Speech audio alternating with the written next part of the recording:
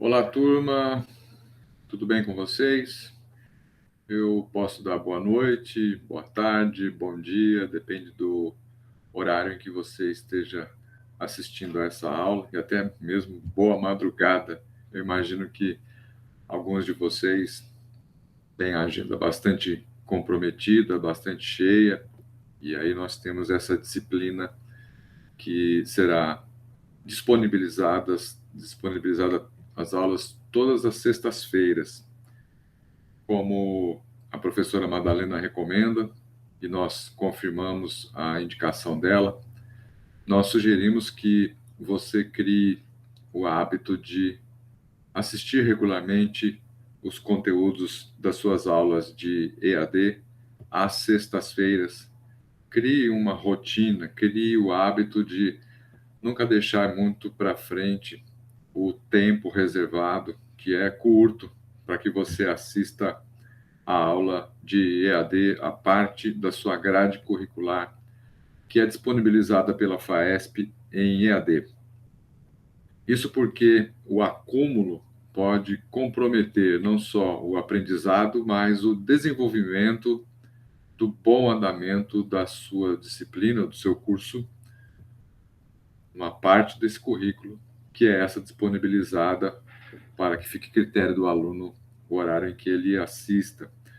Crie, então, o hábito, separe o tempo, não deixe para depois. Se você puder parar o quanto antes na parte da noite, aí você depois libera, sexta-feira, vai descansar um pouco mais, depois de uma semana de muito trabalho, de muito estudo também, né? A carga de vocês também é puxada, e eu entendo perfeitamente isso, quero me colocar à disposição para tentar ajudar a aliviar um pouco essa correria, esse período de faculdade está acabando, vocês estão no quarto ano, mais um pouquinho vocês já se formam, né? Além das aulas gravadas, todas as sextas-feiras eu vou disponibilizar esse vídeo. Nós vamos também compartilhar com vocês, sugerir leituras, né? Aliás, sugerir não seria a palavra mais adequada. Eu vou compartilhar com vocês arquivos em PDF para que vocês leiam, não é apenas uma sugestão. A proposta é que a leitura também componha a carga horária prevista pelo MEC. Portanto, vocês precisam fazer essas leituras. Eu vou, geralmente, compartilhar textos que complementem alguma ideia, ou a ideia central, ou o tema da aula ministrada. Então, toda sexta-feira, um vídeo de uma aula, 30 minutos, 40 minutos, dando o panorama geral do tema discutido, né? E eu já vou logo mais apresentar quais são os temas que nós estamos prevendo para esse semestre, e depois um texto. Esse texto, eu vou fazer de tudo para que vocês não precisem ir à biblioteca para ter acesso a esse texto. Há vários materiais disponíveis, eu posso fazer PDFs de trechos de obras que eu tenho aqui, posso também compartilhar PDFs de conteúdos de portais de educação, de sociologia, de pesquisa, ou mesmo trechos de artigos científicos que foram publicados na área de sociologia, ou também numa área de interesse para a sociologia. Isso não impede que seja rigorosamente sobre sociologia, pode ser sobre alguma disciplina transversal com a qual a sociologia dialoga. E posso também enviar links de vídeos, de repente no YouTube, com a abordagem de algum outro professor, pesquisador, ou mesmo um sociólogo, que acrescente informação, uma perspectiva ou uma visão mais ampliada a respeito da disciplina, né? Isso vai ser feito toda sexta-feira. Eventualmente eu posso compartilhar um texto curto, mais um vídeo, ou um texto mais longo, aí eu vou deixar o vídeo para outra ocasião, de modo que você vai ter uma maneira de assimilar esse conteúdo de formas variadas, para que não seja algo entediante, né? Já que na sala de aula a gente tem os alunos, o professor, a gente acaba fazendo algo mais animado, vamos dizer assim. E no ensino à distância não é todo mundo que tem essa fixação, a disciplina para sentar e escutar o tempo todo. Então, nós vamos tentar fazer isso de maneira bem lúdica, bem criativa, para que se torne um tempo agradável de aprendizado para vocês. Tá joia? Muito bem, meu nome é Magno Paganelli, eu acredito que uma parte dos alunos que estão me assistindo já tiveram aula comigo, eu dei uma olhada na lista de chamada, alguns de vocês não tiveram aula, então, normalmente eu gosto, quando não tenho, quando eu tenho, estou presencialmente, eu gosto de pedir para que os alunos se apresentem, digam quem são, o que é que eles fazem profissionalmente, dentro do ministério, o que é que eles fazem também, qual é a atividade, qual é o cargo, em que área atuam e qual a expectativa para o curso, né? Mas eu não tenho essa condição de fazer isso agora. Mas nada impede que eu me apresente para que vocês tenham uma noção ampla de qual é a minha trajetória. Afinal de contas, vocês vão me ouvir aí por 4 meses, né? A gente fala um semestre, mas a gente tem as férias aí no começo, no fim do semestre, então não serão 6 meses integrais, mas até quase o meio de dezembro nós estaremos juntos. Muito bem. Em 1996 eu fui ordenado pastor, eu era pastor leigo, não tinha um curso de teologia. Naquela época, as Assembleias de Deus não exigiam que se tivesse curso de teologia para ordenação ao ministério pastoral, e a igreja ia abrir uma filial, uma congregação no bairro da Casa Verde, aqui em São Paulo. Eu fui para ser copastor ali, depois passei a pastor, e eu já desenvolvia, há 2 anos, um ministério na área do ensino, especialmente por meio da literatura. Eu tenho a vocação para literatura, sou escritor, já com 35 livros publicados. Tenho um trabalho profissional também nessa área, além de escrever obras que são publicadas com meu nome. Eu também sou contratado para escrever obras para outros autores, palestrantes e profissionais até que não são do meio evangélico, para quem eu escrevo essas obras. Eu pego as palestras deles, as aulas, ou algum texto que eles já começaram a desenvolver, ou seja, é o tema deles, é o assunto deles, é o métier, ou seja, aquilo que eles entendem, e aí eu desenvolvo esse texto. Então, trabalho como escritor, não só com obras que eu desenvolvo, com material que é fruto da minha pesquisa acadêmica e teológica, mas também trabalho como escritor para outros autores, produzindo os textos deles. Depois eles são lançados, né, e eles aqui dão conta do material, afinal de contas, o insight é dele, o assunto é dele. Eu não sou especialista na área dele, eu sou especialista na área de escrita literária e de edição e produção de textos. Depois eu continuei desenvolvendo o trabalho literário, depois dos anos 90 para os anos 2000, continuei escrevendo, como tenho escrito até hoje, e aí chegou um momento em que esse ministério, o fato de ser leigo, o fato de não ter uma formação acadêmica, acabou pesando para mim. Eu percebi que eu não conseguia avançar muito em nenhuma área, nenhuma frente em que eu atuava, nem na área de ensino, porque eu passei a lecionar depois de 98, no seminário teológico. Aí eu senti a limitação, e principalmente na área da literatura, no meio editorial, eu senti que havia uma limitação, uma barreira, por conta da falta de formação. Então eu fui estudar, eu fui para um seminário teológico, de natureza pentecostal também, e fiz um ensino ali, médio, passei para o bacharel, até que em 2009 abriu a oportunidade que o MEC deu para que os cursos que eram chamados cursos livres passassem por um período de acréscimo de carga horária para que fossem reconhecidos, né, para que tivessem a titulação do MEC. Então eu fui fazer essa convalidação, a chamada convalidação, durante um ano de 2009, um acréscimo de 550 horas aulas no meu curso, e eu consegui ali o reconhecimento e concluí o meu bacharel em teologia. No mesmo ano de 2009, eu consegui ingressar numa pós-graduação, lato sensu, ou seja, ela não é estrito sensu, ela é lato sensu, ela é uma especialização, ela não chega a ser um mestrado, em teologia do Novo Testamento. Fiz aulas com o professor Shed, Luciano Benigno, Gordon Chow, que era um inglês que trabalhou no Brasil durante muitos anos, lecionou, fez tradução de dezenas, acho que centenas de obras, na verdade. E fiz a minha especialização em Novo Testamento. Foi um tempo bem abençoado, foi um tempo de bastante avanço no conhecimento do Novo Testamento, que é a minha área principal. E eu concluí, então, em 2009, essas duas formações. Então, aí eu passei para a parte de educação. Eu já lecionava e há alguns anos tive uma experiência que marcou bastante a minha vida.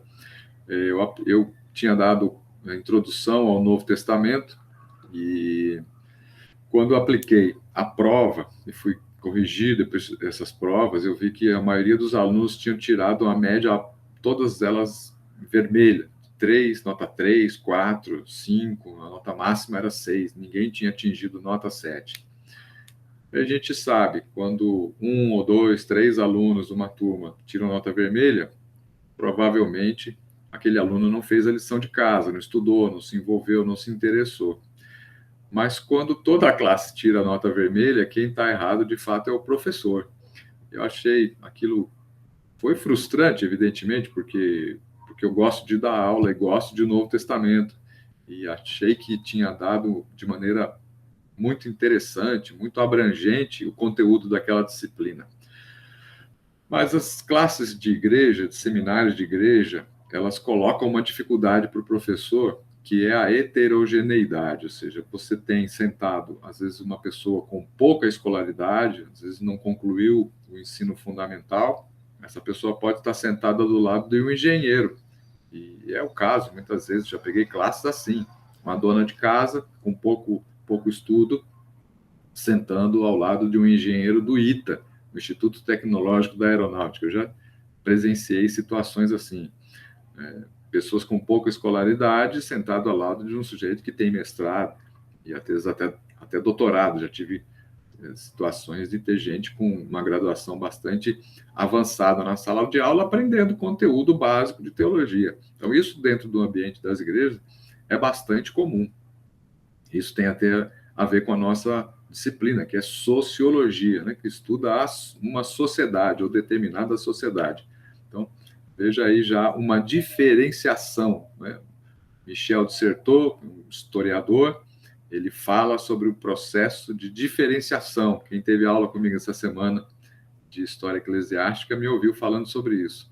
Faz a diferenciação entre um tempo e outro. Em sociologia, nós podemos falar sobre a diferenciação entre as sociedades. Então, a sociedade educacional ou escolar, normal, regular, ela tem uma característica que a diferencia da sociedade escolar das igrejas. Você vai para uma faculdade, é evidente, você pode encontrar gente com todas as idades ali, né? Basta ter, no mínimo, a idade que se exige para entrar naquele curso. Agora, o limite não existe. A pessoa pode ter 60 anos de idade, 70, 80. Não é essa a regra. Normalmente, as turmas são homogêneas, elas têm mais ou menos a mesma faixa etária, mas nada impede que um grupo tenha diferentes alunos, com culturas diferentes, classes sociais, econômicas, ganhos financeiros diferentes e também a idade. Mas nas igrejas isso é mais heterogêneo, é mais diversificado. Uma sala de escola dominical pode ter pessoas muito diferentes umas das outras. E o mesmo se repete nos seminários de teologia que as igrejas promovem nos seus espaços, né? Já nos cursos de teologia, no nível de graduação, que é como vocês estão fazendo, um curso de graduação em teologia, para se tornarem bacharéis em teologia, essa diferenciação ela é um pouco reduzida, né? Mesmo assim, na FAESP é possível, já observei salas de aula com uma diferenciação entre alunos, não só no nível cultural, mas também na faixa etária. Mas a graduação acaba inibindo um pouco isso. Mas, enfim, Eu notei que tinha sido muito mal, né? A avaliação dos alunos tinha sido muito mal, e aí então fui fazer uma licenciatura em pedagogia. Posteriormente, eu fiz uma pós em docência do ensino superior no Mackenzie. Fiz também no Mackenzie o meu mestrado, que foi em ciências da religião. A minha pesquisa foi sobre o Hamas palestino, aquele grupo palestino. O título da minha pesquisa foi A Relação entre a Violência do Hamas e a Interpretação do Corão. Então, eu comecei ali a minha carreira de pesquisador, minha carreira como especialista no conflito Israel-Palestina. Sabe-se que dentro da academia, as universidades no Brasil, toda vez que se vai estudar o Islã, parte-se de uma abordagem de que o Islã é uma religião como as outras, uma religião pacífica, que promove a paz, o desenvolvimento humano, o congraçamento entre os povos. Então, dificilmente se começa um estudo sobre o Islã dentro das universidades, partindo do pressuposto de que aquela é uma religião que prega, que ensina a violência. Isso é muito incomum dentro das universidades, né? Mas, como eu venho do meio religioso cristão, e nós vemos, por exemplo, principalmente depois dos ataques de 11 de setembro, as torres do World Trade Center, nós passamos a observar o Islã como sendo uma religião que estimula o jihad, que estimula a violência, que estimula o ataque àqueles que eles consideram infiéis. Os infiéis são os que não são muçulmanos religiosos, praticantes, como eles imaginam. É evidente, hoje eu sei, eu tenho amizade com alguns muçulmanos e as pessoas são pessoas absolutamente normais como nós, trabalhadores, responsáveis, pessoas do bem, pessoas da paz, com quem se pode sentar à mesa, tomar um cafezinho, bater um papo e sair feliz, sair até edificado. Tenho amigos assim dentro do Islã hoje, mas na época eu queria entender melhor porque é que o Islã, em algum momento, em algumas situações, quais seriam essas situações, qual seria o recorte sociológico em que essa violência acontecia. Então, eu fui estudar o Islã a partir de uma perspectiva religiosa que promovia a violência. Qual era essa perspectiva religiosa? Qual era essa abordagem? Qual era esse viés? Qual era o gatilho que disparava o desejo por violência, principalmente no grupo que eu pesquisei. Meu objeto de pesquisa, vocês devem estar, vocês do 4º ano, certamente estão trabalhando com isso por causa do artigo que vocês têm que entregar como TCC. Então, eu fui investigar qual era o que promovia a violência do grupo palestino Hamas. Comecei o mestrado em 2013 no Mackenzie, concluí em setembro de 2014, bem antes do prazo previsto, que eram 2 anos, e aí já ingressei no processo seletivo para o doutorado na Universidade de São Paulo, lá na USP. Eu já estava desde 2013 participando de aulas e de grupos de pesquisa junto com o professor Peter Deman, que é um judeu nascido na Holanda.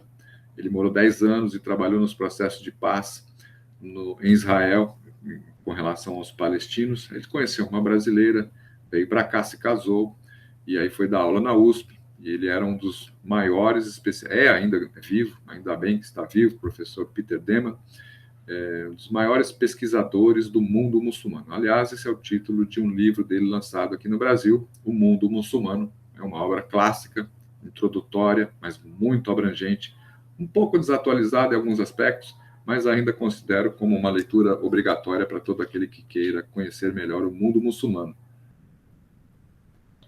Aí eu fiz o processo seletivo para o doutorado no final de 2014. No começo de 2015, fiz a entrevista, fui aprovado e ingressei, então, no doutorado ali em História Social. Aí eu mantive a mesma pesquisa, História Social, obviamente, tudo a ver com Sociologia, e você sabe, você deve ter estudado, deve estar vendo isso, questão do referencial teórico, né? O referencial teórico é aquela teoria que explica determinada ocorrência num grupo social, ou de algum fenômeno social, ou de algum aspecto da história, ou de alguma situação na teologia. Eu acredito que você já deva ter visto nas aulas de metodologia científica, né? Pois bem, eu até utilizei um referencial teórico bastante conhecido da sociologia. Então, fazendo o doutorado em História Social, o meu referencial teórico foi um referencial teórico da sociologia, que é o Pierre Bourdieu. Pierre Bourdieu, francês, tem obras bem conhecidas no Brasil, tem bastante obras publicadas no Brasil. Talvez a sua obra mais conhecida seja essa que eu utilizei no meu referencial teórico, né? A Economia das Trocas Simbólicas, em que ele apresenta a famosa teoria dos campos. Em algum momento no nosso curso, provavelmente da metade para o fim, eu devo apresentar alguma coisa sobre o Pierre Bourdieu e essa teoria dos campos. Muito bem. A teoria dos campos, que eu usei como referencial teórico, ela diz o seguinte, que uma sociedade ela é dividida em instituições. As principais delas são a política, a economia, a educação, o jornalismo ou a mídia, a cultura, a religião. Esses são os campos, né? Eu falei instituição, mas são os campos. Então, há vários campos que dividem uma sociedade. O campo político, que é o do governo, é o campo que legitima todos os demais campos. Então, é o governo quem dá validade aos outros campos. Então, os demais campos vão até o governo para alcançar a sua legitimidade, né? Sua validação. Sendo o campo da política o campo que legitima todos os outros, logo, os outros campos vão até a política para se legitimar. E eu estudei o conflito Israel-Palestina no meu doutorado, eu fiz uma pesquisa inédita, evidentemente, toda pesquisa de doutorado é inédita, partindo de uma abordagem diferente do que eu fiz no mestrado. Em vez de eu estudar a religião do Hamas e a violência, eu fui investigar essas caravanas de pastores com evangélicos que vão até a Terra Santa, Israel e Palestina, e fazem lá um passeio, é um turismo, gastam dinheiro, compram, trazem produtos de lá, trazem elementos de lá, livros, shofar, talit, menorá, arca da aliança, pedra do Rio Jordão, água do Mar Morto, cristal do Mar Morto, né, cristalzinho de sal. Isso tem demais. O pessoal busca mesmo, né? Eu participei de 3 viagens, fui 3 vezes à Terra Santa, acompanhando esses grupos, e eu me recordo de um pastor que trouxe tanta coisa que pagou excesso de bagagem. Mas que foi tanta coisa que ele trouxe? Ele trouxe pedra do Rio Jordão, pedra do Mar Morto, água do Rio Jordão, trouxe galão de água. Mas o que você vai fazer com água? Tem tanta água. No Brasil tem muito mais água do que aqui. Aqui só tem água no Rio Jordão, que abastece o Mar da Galileia. Por que você vai levar água para lá? Então, o sujeito vendeu água, ele trouxe galões e colocou em garrafinhas na igreja dele, a igreja que tem aqui na Armênia, perto do metrô Armênia, e vendeu. Eu vi isso. Eu fui à igreja dele depois, ele queria que eu fizesse o trabalho com o livro dele, transformar palestras em livro, e eu tive o desprazer de ver ali em cima de uma mesa vários frascos de plástico, e ele tinha enchido com a garrafinha para poder vender aos seus fiéis. Então, isso não é novidade e também não é caso isolado. O pessoal traz coisa de lá mesmo, porque acredita haver uma aura mística, milagrosa, de prosperidade, uma coisa do tipo. Então, veja, isso também é um fenômeno sociológico, né? Outros grupos turísticos que vão à Palestina e a Israel, à Terra Santa, não necessariamente acreditam nisso. Então, nós teremos aí um problema sociológico. Por que o grupo dos evangélicos tem essa crença? Isso nós estudamos na sociologia e também na fenomenologia. É um fenômeno social. E é um fenômeno religioso também, porque envolve uma crença, né? Então, na sociologia, ciências sociais vão oferecer ferramentas para que se pesquise esse tipo de fenômeno, né? Mas eu não estava interessado na razão pela qual eles traziam produtos de lá. Enfim, Meu interesse mesmo era no aspecto de política, porque a ideia era como vai daqui uma caravana, bom, na verdade, centenas de caravanas todos os anos, menos aí no período de pandemia, porque os aeroportos fecharam, né? Mas a minha pesquisa contemplou grupos que foram de 2011 a 2014. Esses grupos vão com uma mentalidade religiosa, mas tanto o governo de Israel como o governo da Palestina utilizam esse movimento turístico religioso em benefício próprio. Para quê? Para legitimar as suas narrativas políticas de ocupação da terra. Ok? Então tá lá, judeus e palestinos no mesmo espaço, brigando, um matando o outro, um dizendo que tem mais direito do que o outro. Não vou entrar agora no aspecto teológico, bíblico dessa questão. Vamos esquecer que existe Bíblia e vamos esquecer que existe o Corão, né? Mas temos que considerar prioritariamente, rigorosamente, dois grupos sociais, dois povos brigando pelo mesmo espaço. Como fazer para chamar a atenção da mídia internacional, dos países, né, das nações, principalmente da ONU, que é quem vai, entre aspas, autorizar ou legitimar a ocupação de um povo em determinado espaço, se eles não têm apoiadores. Então, tanto Israel como Palestina utilizam a presença dos evangélicos brasileiros e dos outros países também, mas o Brasil é um país que manda muita gente para lá. Eles utilizam isso como reforço para a afirmação que eles fazem de que têm direito à terra. É óbvio, Israel faz isso com muita sofisticação, porque é um país mais organizado do que a Palestina. Eu entrevistei diplomatas dos dois países e eu me tornei até amigo do embaixador Ibrahim Elsleben, que é o embaixador palestino no Brasil, um sujeito cristão, por sinal um cristão, mora e trabalha em Brasília, e pude observar que, apesar da boa vontade, um sujeito acessível, enquanto Israel não permite entrevista pessoalmente, não recebe o entrevistador, o pesquisador. Eu fui como pesquisador da USP, deveria ao menos receber a gente ali, mas nem isso.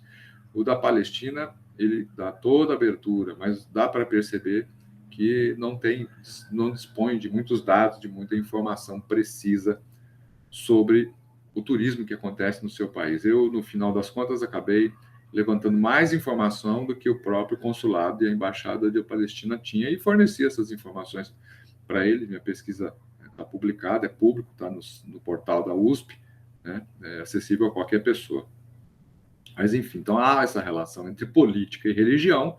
Um governo se apropria, ou se utiliza, ou se vale de um discurso religioso, de um movimento religioso, né, da fé das pessoas, para fazer uso político e capitalizar, né, ao oferir um lucro, que não é um lucro financeiro, mas é um lucro que a gente chama em sociologia de capital simbólico. Pierre Bourdieu utiliza essa expressão. Ou seja, olha, eu tenho milhares de brasileiros que vêm para cá, imagina, o Estado de Israel faz isso, ele faz uma propaganda, né? O Brasil tem o escritório do Ministério do Turismo de Israel em São Paulo.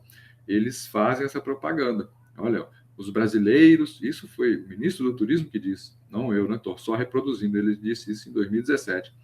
Os 500 milhões de turistas que vão à Terra Santa todos os anos se tornam embaixadores de Israel ao redor do mundo. Então, eles pensam, né, e trabalham para que aconteça isso, para que toda pessoa que vá a Israel se torne um defensor de Israel, né, contra os palestinos, né? Inclusive, há episódios em que guias turísticos, eu presenciei isso, não estou falando de terceira mão, é de primeira mão, eu presenciei guias turísticos dizendo, olha, não vá à Palestina, não, ali o pessoal é assim, assim, aí denigre a imagem do palestino para que o turista fique somente em Israel e gaste o seu dinheiro ali e seja encantado pelo país, porque, afinal de contas, é um país de primeiro mundo.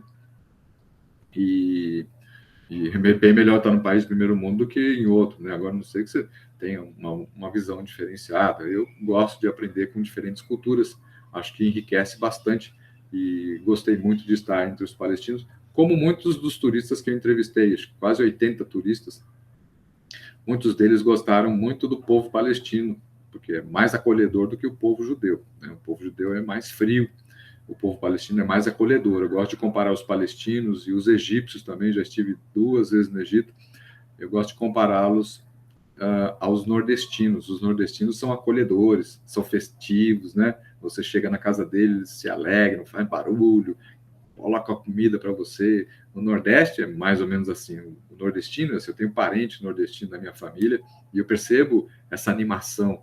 E lá também, o palestino é assim, o árabe é assim. Você entra na casa dele, entra na loja dele, ele já vai servindo chá para você, vai servindo um café turco, que é forte para chuchu. Para quem gosta de café forte, é o lugar para se tomar café forte, é lá.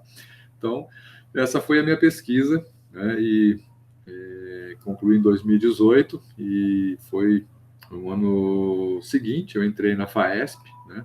Já dentro dessa nova gestão, professor Wilson Faraço, nosso diretor executivo, o Elias Torralbo, pastor Elias Torralbo, e estou aí dentro desse processo e agora nós recebemos reconhecimento do MEC, graças a Deus, uma etapa dura que foi vencida e agora tenho o prazer aqui de estar com vocês no 4º ano, acho que é a primeira turma de 4º ano, só de 4º ano que eu pego, e aí a gente vai tentar desenvolver esse conteúdo de sociologia para que vocês tenham uma noção, né? Introdução à sociologia, nós não vamos aprofundar, mas eu pretendo dar um panorama bastante amplo dessa disciplina, o mais amplo que eu puder, sempre fazendo alguma relação, embora eu vá tratar de temas da teologia, da sociologia, quero falar dos principais, a história, né? Eu gosto, como eu sou historiador, eu gosto de contar a história do desenvolvimento da disciplina. Vou fazer isso a partir da próxima aula. Vou apresentar as razões pelas quais a disciplina se estruturou na virada do século XIX para o século XX. É uma disciplina nova dentro da academia, né? Diferente de filosofia, que já vem lá da Grécia, diferente do direito, que já vem lá do Império Romano, é diferente da teologia, que vem da Idade Média, da patrística, por exemplo, né? A sociologia é uma disciplina nova, recente, no campo dos estudos acadêmicos. Apresentar também os principais nomes, os clássicos, né? os cavaleiros, a Trindade, nós chamamos de Trindade, né? Karl Marx, Max Weber, Emile Durkheim, e vou também trazer os temas deles, o que eles discutiram. Algumas coisas vocês já devem ter visto no ensino fundamental, no 1º grau, mas vamos aqui dar uma avançada sobre esse tema.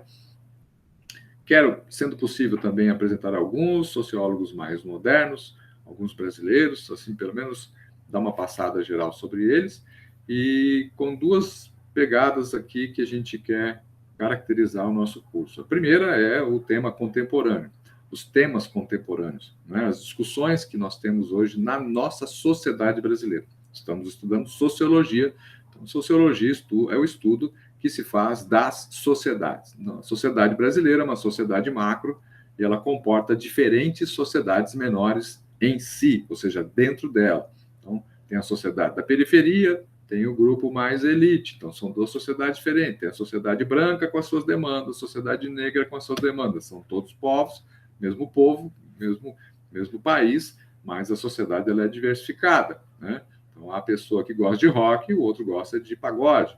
Um gosta do Palmeiras, outro gosta do Corinthians. Um gosta da esquerda, outro gosta da direita. E o outro é do centrão. Então, você veja isso. Dependendo do recorte que se faça, você tem sociedades diferentes, populações diferentes. E aí, se for aprofundar, você vai perceber que dentro desses grupos existem as micro-sociedades ainda. Mas tudo isso a gente vai ver com calma, tá bom? Eu quero, então, compartilhar com vocês aqui uma tela para que vocês vejam aí o nosso conteúdo. Deixa eu ver aqui como é que nós vamos fazer isso aqui. Compartilhar uma janela. Conteúdo de sociologia. Esse conteúdo tem lá no Unimestre. você pode acessar, baixar, mas eu vou ler aqui com você e qualquer dúvida vocês acessem o grupo de WhatsApp, pode mandar pergunta por ali e tem também o chat lá no nosso Unimestre. Objetivo da disciplina: introduzir o aluno no conhecimento da disciplina, compreendendo a história do seu desenvolvimento, as discussões a que se propôs no passado, os primeiros teóricos e suas obras clássicas, e a sociologia na contemporaneidade, seus temas e discussões na sociedade brasileira. Sempre que possível, o conteúdo estudado deverá verificar as relações com o curso de teologia na qual a disciplina está inserida. Então, sempre que puder, especialmente na parte histórica, já vou começar na parte histórica, procurando demonstrar aonde está a sociologia quando nós estudamos, por exemplo, a história da igreja, quando nós vemos o período da Reforma Protestante, onde muitas das disciplinas que nós estudamos em teologia, doutrina da justificação, por exemplo, um tema clássico na obra de Lutero, já aparece ali, dentro daquele movimento reformador, a sociologia claramente percebida, mas é preciso levar o aluno a perceber essa sociologia, os diferentes grupos sociais, as suas demandas, e como é que a gente pode olhar depois para a própria teologia a partir de uma perspectiva sociológica. Tá joia? A justificativa da disciplina na formação do profissional. Sendo a sociologia uma disciplina do campo das ciências humanas, ela é necessária para uma crítica do objeto a que se pretende investigar. Lembra que eu falei que no mestrado meu objeto de pesquisa foi o Hamas?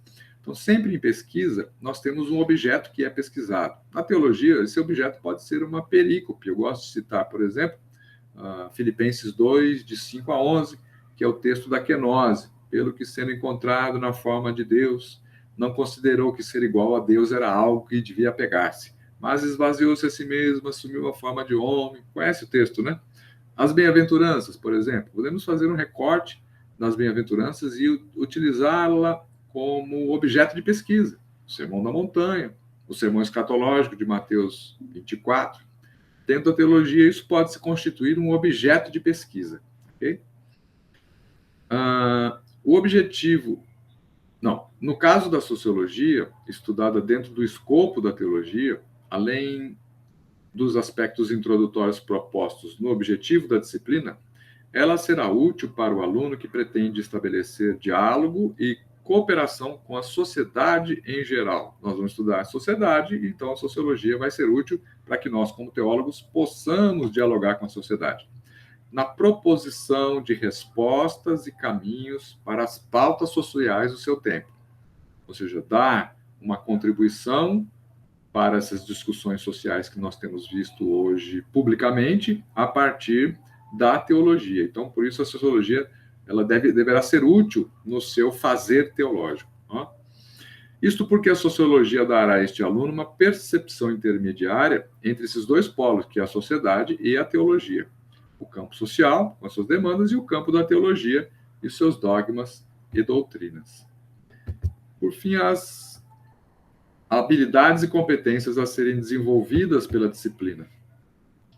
Do aluno de introdução à sociologia, espera-se que saiba responder sobre o objetivo da disciplina, o seu campo e objeto de estudo, ter noção de quais são os clássicos e o contexto em que foram produzidos, os autores, suas obras, as discussões que foram propostas por eles, diferenciar as abordagens conservadora e progressista e poder distingui-las dos discursos dos movimentos sociais contemporâneos, fazendo uma crítica dos mesmos à luz da teologia. Então, hoje em dia, não é difícil que você encontre um grupo que usa a Bíblia para defender ideias políticas, ideias sociais, usa versículo bíblico, usa passagem da Bíblia.